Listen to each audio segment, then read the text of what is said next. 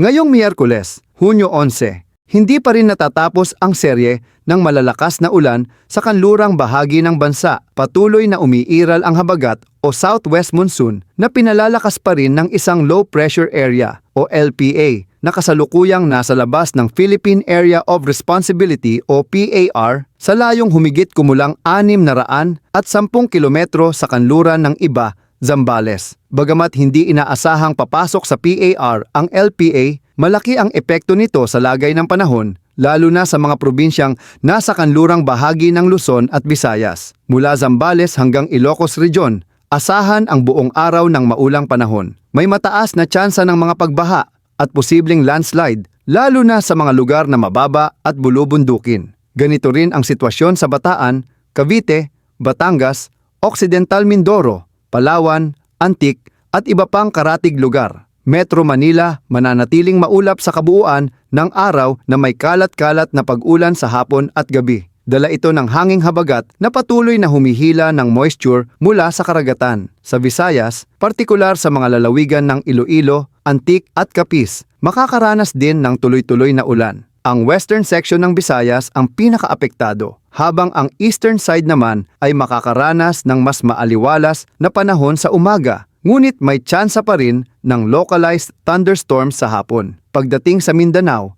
mas maliit ang epekto ng habagat pero hindi rin ligtas sa thunderstorm activity sa hapon hanggang gabi, lalo na sa Zamboanga Peninsula at mga kalapit na lalawigan.